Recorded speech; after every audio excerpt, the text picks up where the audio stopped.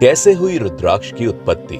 ऐसा माना जाता है कि रुद्राक्ष भगवान शिव का ही एक छोटा रूप है, या ये कहें कि शिव खुद रुद्राक्ष में निवास करते हैं। कुछ धर्म ग्रंथों के अनुसार जो व्यक्ति रुद्राक्ष की माला पहनता है उस पर महादेव की विशेष कृपा होती है, और इसके साथ ही ये भी बताया गया है कि संकट के समय किए जाने वाला महामृत्युंजय मंत्र का जाप बिना रुद्राक्ष माला के पूरा नहीं माना जाता। असल में रुद्राक्ष दो शब्दों से मिलकर बना है, जो है रुद्र और अक्ष।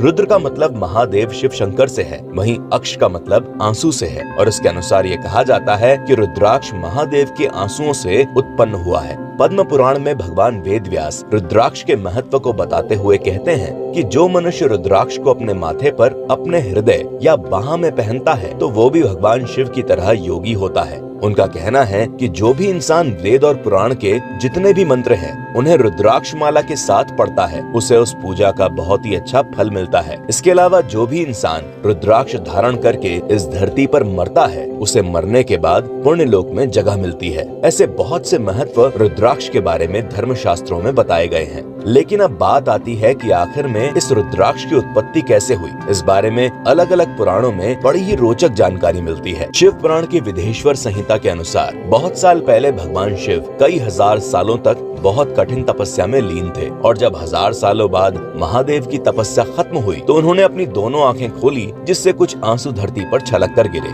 उन्हीं आंसुओं की बूंदों से रुद्राक्ष नाम का पेड़ उत्पन्न हुआ। भगवान शिव रुद्राक्ष के बारे में माता पार्वती को बताते हुए कहते हैं कि जो रुद्राक्ष बेर के फल के बराबर होता है उसको पहनने से हर तरह का सुख और सौभाग्य मिलता है। सबसे अच्छा रुद्राक्ष वो होता है जिसका आकार आंवले जैसा हो, वो हर तरह के कष्टों का नाश करने वाला होता है। सबसे खास बात यह है कि रुद्राक्ष का आकार जैसे जैसे छोटा होता जाता है वैसे वैसे उससे मिलने वाला फल बहुत ज्यादा लाभकारी होता है, क्योंकि बड़े बड़े विद्वानों ने एक छोटे से रुद्राक्ष को बड़े रुद्राक्ष का 10 गुना ज्यादा फल देने वाला बताया है। रुद्राक्ष की उत्पत्ति के बारे में एक और कथा पद्म पुराण के सृष्टि खंड में सुनने को आती है कि सतयुग के समय एक बहुत भयंकर त्रिपुर नाम का राक्षस था, जिसने उस समय पूरी धरती पर बहुत ज्यादा उत्पात मचा रखा था। साथ ही देवताओं तक के साथ उसका बहुत दिनों तक भयंकर युद्ध हुआ। उस युद्ध में देवताओं के बहुत से सैनिक मारे गए, और इसके बाद सारे देवता उस दानव से हार गए। बहुत से देवताओं का वध करने के बाद त्रिपुर अंतरिक्षचारी नाम के नगर में जा बसा, लेकिन उसे परम पिता ब्रह्मा का वरदान था, इसीलिए उसी वरदान के घमंड में चूर वो राक्षस पूरे संसार को नष्ट करना चाहता था। उसकी इस योजना से सारे देवता बहुत ज्यादा चिंतित हो गए, और फिर सभी देवता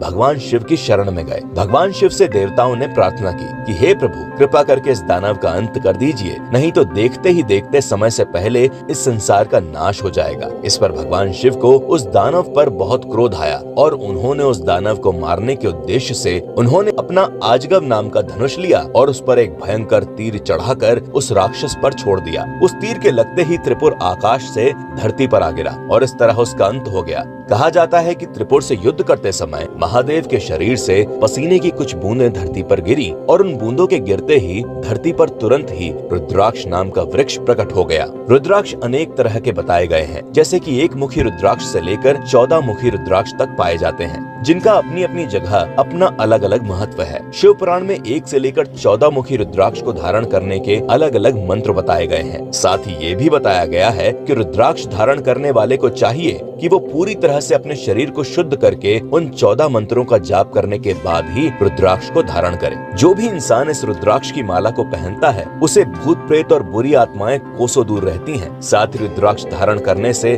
भगवान शिव के साथ साथ भगवान विष्णु, माँ जगदम्बा, श्री गणेश और दूसरे देवता भी खुश होते हैं, और उन सबकी विशेष कृपा मिलती है।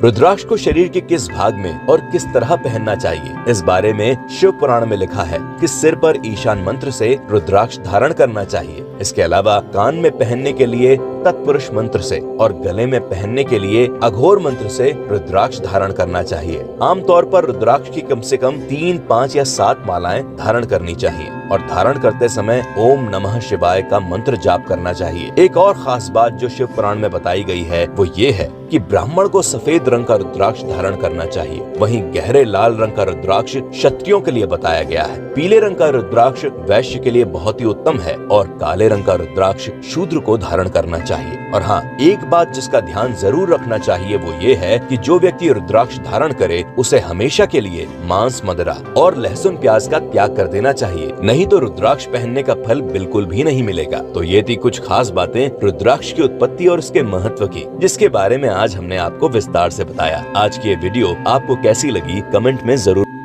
और ऐसी ही रहस्यमय जानकारी के लिए हमारे चैनल को सब्सक्राइब जरूर करें। धन्यवाद।